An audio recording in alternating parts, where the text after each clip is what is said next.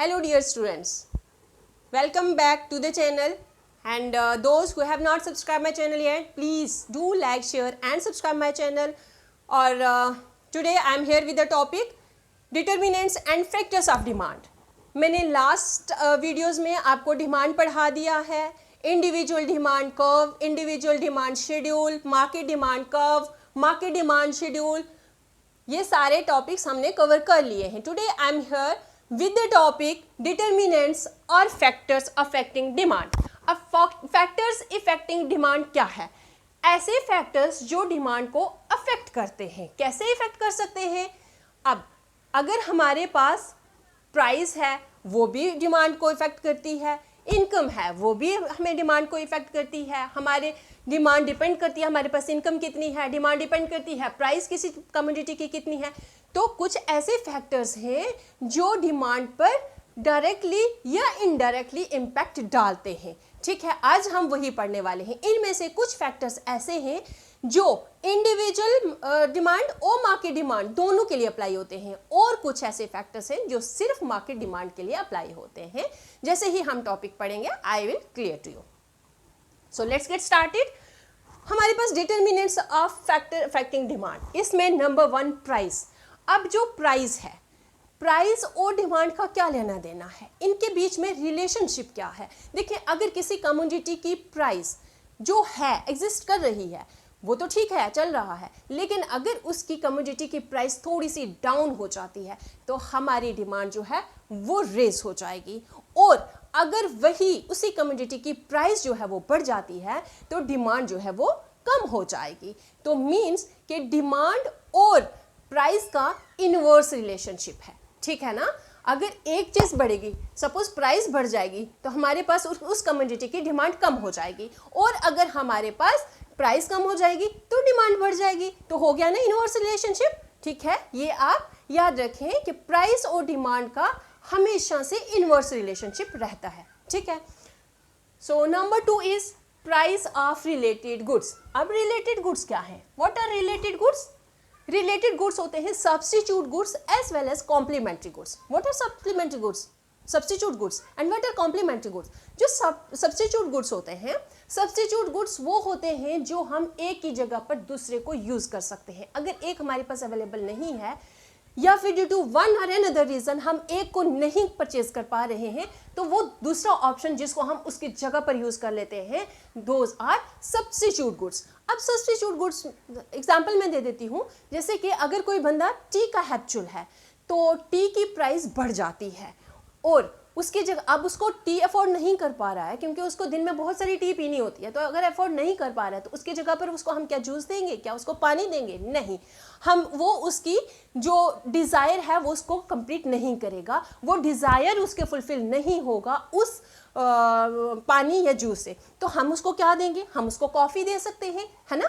तो कॉफ़ी और टी ये हो गए सब्स्टिट्यूट गुड्स. अब इनमें क्या रिलेशनशिप है, ये डिमांड के ऊपर कैसे इंपैक्ट डालते हैं, मैं बताती हूँ आपको. देखें, अगर टी की प्राइस बढ़ गई है तो अफोर्ड नहीं कर पा रहे, तो हमने क्या करना है? हमने कॉफ़ी को लेना है ना. तो कॉफ़ी की डिमांड, अगर टी की प्राइस बढ़ जाती है तो उधर से कॉफ़ी की डिमांड बढ़ जाएगी. ठीक है ना. अगर टी की प्राइस कम हो जाती है तो कॉफ़ी की डिमांड कम हो जाएगी. कैसे? कि अगर सपोज 20 रुपीज़ पर कप टी का मिल रहा है, 20 रुपीज़ पर कप कॉफ़ी का मिल रहा है, तो अगर टी की प्राइस जो है वो कम हो गई है, 10 रुपीज़ पर कप हो गया है, कॉफ़ी की प्राइस अभी भी वही है, तो एक कंज्यूमर क्या करेगा? प्रेफर करेगा कि वो टी को ही कंज्यूम करे क्योंकि उसको 10 रुपीज़ पर कप मिल रहा है. तो अगर किसी भी इन दोनों सब्स्टिट्यूट गुड्स में से किसी एक की प्राइस अगर कम हो जाती है तो दूसरे की डिमांड कम हो जाती है. टी की प्राइस कम हुई, टी की कंजम्पशन ज़्यादा हो गई, तो कॉफ़ी को लोग भूल गए, उसकी डिमांड कम हो गई, है ना. तो ये क्या है? आपस में डायरेक्ट रिलेशनशिप है. किस किस का? सब्स्टिट्यूट गुड्स में प्राइस और डिमांड का डायरेक्ट रिलेशनशिप है. एक की प्राइस अगर बढ़ गई तो दूसरे की डिमांड बढ़ जाएगी. ठीक है. अब let's move towards the complementary goods.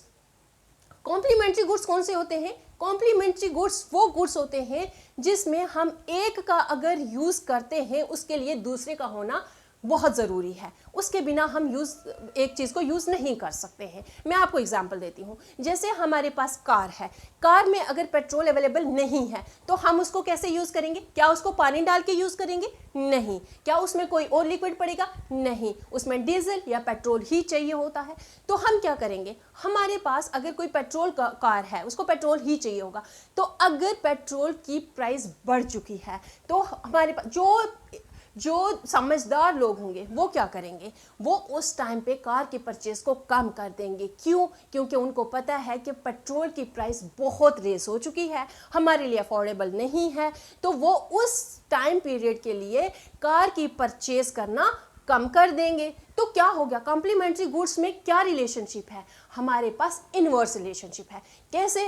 अगर प्राइस हमारे पास पेट्रोल की बढ़ गई है तो कार की डिमांड कम हो गई, एक चीज बढ़ गई दूसरी चीज कम हो गई, तो उसमें क्या हो गया, इनवर्स रिलेशनशिप है। इसी तरह से कॉम्प्लीमेंट्री गुड्स में हम पेन और इंक की भी एग्जांपल ले सकते हैं। जैसे अगर हमारे पास कोई एक पर्टिकुलर कंपनी का पेन हमें बहुत पसंद है, ठीक है, तो अगर उसका पेन हमें बहुत पसंद है, जैसे पार्कर है मेरा फेवरेट, तो पार्कर का पेन अगर मुझे बहुत पसंद है तो उसकी इंक जो है वो बढ़ जाएगी। तो मैं फॉर द टाइम पीरियड मैं क्या करूंगी, उसकी डिमांड जो है वो कम कर दूंगी, क्योंकि प्राइस जो है इंक की वो बढ़ गई है। अब मैं इंक के बिना पार्कर को या किसी भी पेन को हम यूज नहीं कर सकते हैं। तो क्या करेंगे हम, अगर हमें पता है कि इसकी प्राइस काफ़ी बढ़ गई है इंक की, तो हम उस पेन की कंजम्पशन को कम कर देंगे, हम शिफ्ट हो जाएंगे किसी और कंपनी के पेन पर। तो ये हो गई हमारी कॉम्प्लीमेंट्री गुड्स की डिमांड का रिलेशनशिप। डिमांड और प्राइस का रिलेशनशिप क्या है कॉम्प्लीमेंट्री गुड्स में? इनवर्स रिलेशनशिप है। और सब्स्टिट्यूट गुड्स में क्या है? डायरेक्ट रिलेशनशिप है। आई होप कि आप लोग समझ रहे होंगे। अब next one is income of the consumers. देखो कंज्यूमर्स, हम लोग कंज्यूमर्स हैं, जो हम लोग चीज़ों को कंज्यूम करते हैं, कमोडिटी को कंज्यूम करते हैं, ठीक है। अब हमें अगर किसी चीज़ की डिज़ायर है, हम किसी चीज़ को परचेज करना चाहते हैं, तो हमारे पास इनकम भी तो होना चाहिए ना पॉकेट में। अगर हमारे पास इनकम है, उसी हिसाब से हम किसी चीज़ को परचेज करेंगे। सपोज अब जैसे यहाँ पर मैंने लिखा है normal good and inferior goods. अब नॉर्मल गुड्स और इन्फीरियर गुड्स क्या है? एक्चुअली नॉर्मल गुड्स क्या है? जिसका जितना बजट है उसी हिसाब से वो अपनी उस चीज़ को नॉर्मल गुड कहेगा। अगर कोई बिजनेसमैन है, सपोज किसी की इनकम जो है 10 करोड़ पर मंथ है, तो उसके लिए नॉर्मल गुड क्या होगी? आप समझ सकते हैं। उसके लिए क्या मारुति नॉर्मल गुड है? नहीं, उसके लिए वो इन्फीरियर गुड है। वो उसको परचेज नहीं करना चाहता क्योंकि उसके पास बहुत इनकम है, ठीक है ना। तो उसके लिए चॉपर वॉपर होगा, है ना, नॉर्मल गुड। तो नॉर्मल गुड डिपेंड करता है कि किसी इंसान के पास बजट कितना है। ये बजट डिसाइड करता है कि हमारे लिए कौन सी चीज़ नॉर्मल है और कौन सी चीज़ नॉर्मल नहीं है। अब हम बात करते हैं नॉर्मल गुड में डिमांड का क्या काम है। देखें, जो नॉर्मल गुड है, अगर हमारे पास प्राइस बढ़ जाएगी, है ना, अगर हमारे पास अगर हमारे पास इनकम बढ़ जाए, हमारी पॉकेट में इनकम जो है वो बढ़ गई है, हमारी इनकम रेज हो गई है, तो जो नॉर्मल गुड की परचेज है हम उसको बढ़ा देंगे, ठीक है ना। नॉर्मल जो चीज़ें हैं उनकी डिमांड को हम बढ़ा देंगे। तो क्या हुआ रिलेशनशिप? इनकम बढ़ गई तो डिमांड बढ़ गई, दोनों चीज़ें बढ़ गई तो रिलेशनशिप कौन सा हो गया? दोनों चीज़ें घट गई तो रिलेशनशिप कौन सा हो गया? इस केस में रिलेशनशिप डायरेक्ट होता है। अगर इनकम कम हो गई हमारी पॉकेट में तो हमारे पास नॉर्मल चीज़ की परचेज जो है उसकी डिमांड जो है वो कम हो जाएगी। तो इनकम कम, डिमांड कम, इनकम ज़्यादा, डिमांड ज़्यादा, किस केस में? नॉर्मल गुड्स में। तो कौन सा रिलेशनशिप? Direct relationship, right. चलो हम आगे चलते हैं इन्फीरियर गुड्स की तरफ। इन्फीरियर गुड्स कौन से हैं? अब मैंने आपको पहले ही बता दिया कि इन्फीरियर गुड्स वो गुड्स होते हैं जो हमारे पास इनकम अगर ज़्यादा है तो उनको हम परचेज नहीं करना चाहेंगे। किसी के लिए कार जो है वो इन्फीरियर, मारुति सुजुकी इन्फीरियर भी हो सकती है, किसी के लिए मारुति सुजुकी जो है वो नॉर्मल गुड भी हो सकती है। अब जैसे मैं आपको बताती हूँ, जैसे कोई अगर 10 करोड़ पर मंथ किसी की इनकम है तो उसमें मारुति जो है, मारुति सुजुकी, वो तो उसके लिए नॉर्मल गुड नहीं हो सकता है। और किसी की इनकम अगर 10,000 पर मंथ है तो उसके लिए मारुति सुजुकी जो है वो एक नॉर्मल गुड है। अब इन्फीरियर गुड की बात करें तो अगर इनकम हमारी इतनी ज़्यादा है तो मारुति सुजुकी जो है करोड़ पर मंथ वाले बंदे के लिए Maruti Suzuki is an inferior good, ठीक है। और जो बंदा 10,000 पर मंथ कमा रहा है उसके लिए Maruti Suzuki is a normal good. तो ये डिफरेंस आपको पता चल गया ना। बजट के हिसाब से हम डिसाइड करते हैं कि हमारे लिए नॉर्मल गुड कौन सी है और हमारे लिए इंफीरियर गुड कौन सी है। तो चलिए इंफीरियर गुड, जो अगर कोई बंदा कह रहा है कि मेरे पास साइकिल है जी, अब मुझे कार पे शिफ्ट होना है, तो उसकी इनकम बढ़ गई होगी ना ऑब्वियसली। तो अब इनकम बढ़ गई है तो कार जो साइकिल है वो उसके लिए अब इंफीरियर गुड हो गई।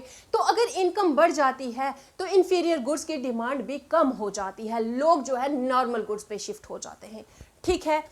समझ आ गई। अगर हमारे पास इनकम कम है तो हम इंफीरियर गुड्स को ज़्यादा परचेज करेंगे, अगर हमारी इनकम बढ़ जाती है तो हम क्या करेंगे, नॉर्मल गुड पे शिफ्ट हो जाएंगे।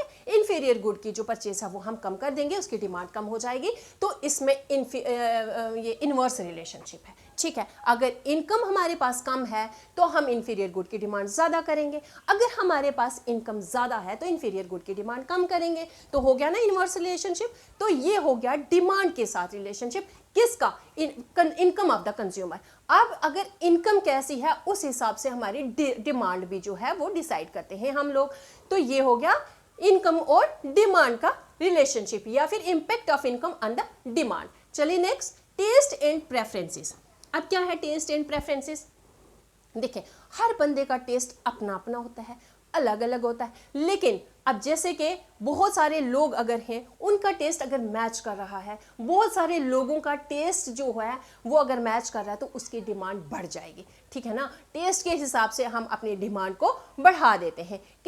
सपोज किसी को अगर कोई रानी जूस पसंद है या किसी को रियल जूस पसंद है, तो मेजॉरिटी ऑफ पीपल को अगर रानी जूस पसंद है तो रानी जूस की डिमांड जो है वो बढ़ जाएगी, ठीक है ना। अगर हमारा टेस्ट के हिसाब से, टेस्ट के साथ मैच कर रही है किसी कोई चीज़, हमारा टेस्ट हमें अच्छा लग रहा है उस चीज़ का, तो उस चीज़ की डिमांड भी बढ़ जाएगी, ठीक है। टेस्ट, और अगर किसी चीज़ को हम प्रेफर कर रहे हैं तो उसकी डिमांड भी, तो ऑब्वियसली ये डिपेंड करता है कि हमारा टेस्ट कैसा है। अब खाने की बात रही तो हम अगर किसी और चीज़ को भी कंसिडर कर लें, सपोज कि ये मेरा मार्कर है, ये मेरा लक्सर का मार्कर है, तो मुझे ये मार्कर पसंद है। अब किसी को ये मार्कर नहीं भी पसंद हो सकता, तो मुझे पसंद है तो मैं इसकी डिमांड को ज़्यादा कर दूंगी, है ना। तो ये चीज़ होगी टेस्ट और प्रेफरेंसेस में। अब टेस्ट अगर हमारा जिस चीज़ पे अच्छा है, प्रेफरेंस जिस चीज़ को हम ज़्यादा दे रहे हैं उस चीज़ की डिमांड भी हम बढ़ा देंगे, ठीक है। अब है expectations of change in price in future. अब इसका क्या मतलब है, देखिए future, expectation of change in price in future. अब फ्यूचर में हम अगर किसी चीज़ की एक्सपेक्टेशन करते हैं कि हाँ इस चीज़ की प्राइस जो है फ्यूचर में बढ़ सकती है, तो हम क्या करेंगे, जब भी हमें थोड़ा सा ये माइंड में क्लिक होता है कि ये इसकी प्राइस फ्यूचर में, नियर बाई फ्यूचर में बढ़ने वाली है, तो हम उसकी प्राइस, उसकी डिमांड को क्या कर देंगे, हम बढ़ा देंगे। हमें पता है कि आने वाले टाइम में कल या परसों इसकी प्राइस बढ़ जाएगी, तो हम क्या करेंगे, उसकी डिमांड को बढ़ा देंगे, हम उस चीज़ की को परचेज ज़्यादा करेंगे। और अगर हमें कहीं ये क्लू मिल जाता है कि इस चीज़ की डिमांड, इस चीज़ की प्राइस कम होने वाली है नियर बाई फ्यूचर, तो हम क्या करेंगे, उसकी डिमांड को कम कर देंगे। हमें पता है कि 2-4 दिन के बाद या 1-2 दिन के बाद इसकी प्राइस तो कम होने ही वाली है, हम इसको तभी परचेज कर लेंगे, ठीक है ना। तो अगर आने वाले टाइम में, फ्यूचर में हमें लगता है कि किसी चीज़ की प्राइस बढ़ने वाली है तो हम उसकी डिमांड को बढ़ा देते हैं। अगर हमें लगता है कि आने वाले फ्यूचर में किसी कमोडिटी की प्राइस कम होने वाली है तो हम उसकी डिमांड को कम कर देते हैं। तो ये कौन सा रिलेशनशिप हो गया, ये रिलेशनशिप हो गया डायरेक्ट रिलेशनशिप। प्राइस, फ्यूचर में प्राइस अगर किसी चीज़ की बढ़ेगी तो हमारे पास डिमांड, अभी करंट में इस टाइम में डिमांड हम उसकी बढ़ा देंगे, और अगर फ्यूचर में प्राइस कम होने वाली है तो हम अभी करंटली उसकी डिमांड कम कर देंगे। Is it clear to you? Okay, अब देखें ये वाले जो मैंने आपको पढ़ाए हैं फैक्टर्स, ये 5 फैक्टर्स मैंने आपको पढ़ाए हैं, ये किस में अप्लाई होते हैं, इंडिविजुअल डिमांड में भी अप्लाई होते हैं और मार्केट डिमांड में भी अप्लाई होते हैं। लेकिन कुछ ऐसे फैक्टर्स हैं जिनको हम इंडिविजुअल डिमांड में नहीं अप्लाई कर सकते, वो सिर्फ मार्केट डिमांड में आते हैं। वो कौन से हैं? वो ये हैं, ये सिर्फ मार्केट डिमांड में आएंगे। तो चलो हम इनको भी देख लेते हैं। अब size and composition of population, किसी कंट्री में, किसी एरिया में, किसी लोकेलिटी में कितनी पॉपुलेशन है वो भी डिमांड पे बहुत इम्पैक्ट डालेगा।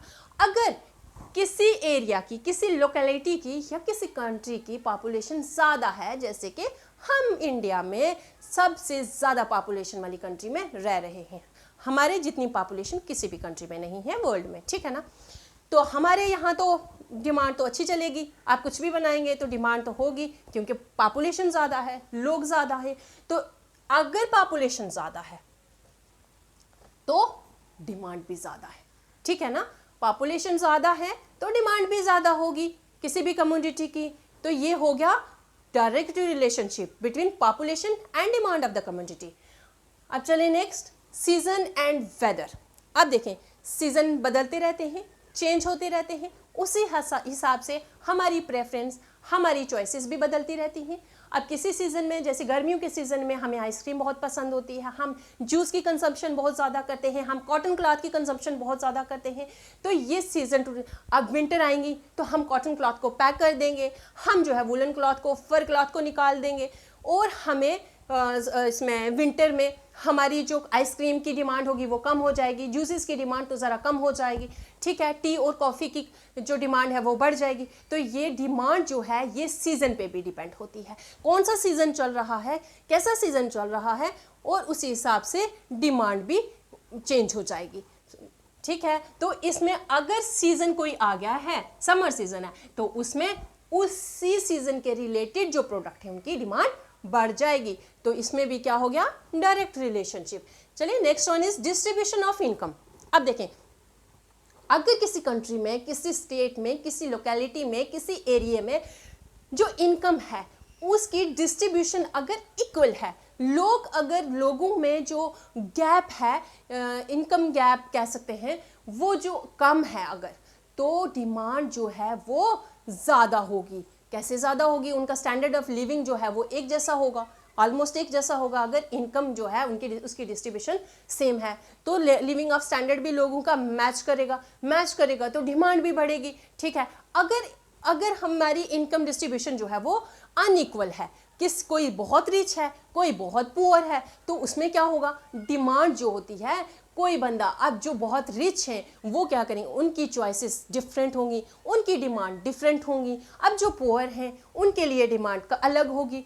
तो जो डिमांड है, इन एग्रीगेट डिमांड जो है वो क्या होगी, कम होगी, ठीक है। कहीं कहीं किसी चीज़ की ज़्यादा डिमांड है, कहीं कहीं किसी दूसरी चीज़ की डिमांड ज़्यादा है, कहीं कहीं किसी की कम है, तो वो अनइक्वल हो जाता है डिमांड में भी। जैसे अनइक्वल डिस्ट्रीब्यूशन ऑफ इनकम हो गया, उसी तरह से डिमांड भी अनइक्वल हो जाएगी। वहाँ दूसरी साइड में अगर इक्वल डिस्ट्रीब्यूशन ऑफ इनकम है तो हमारी डिमांड भी जो है वो बढ़ जाएगी, क्योंकि लोगों की इनकम सेम है, उनका स्टैंडर्ड ऑफ लिविंग सेम है, उनकी कहीं ना कहीं सोच भी सेम हो जाती है, तो वो डिमांड भी बढ़ जाएगी, ठीक है। आई होप कि आप लोगों को ये टॉपिक क्लियर हो गया है। अब मैं नया टॉपिक लेकर जल्दी ही आपको प्रेजेंट करने वाली हूँ।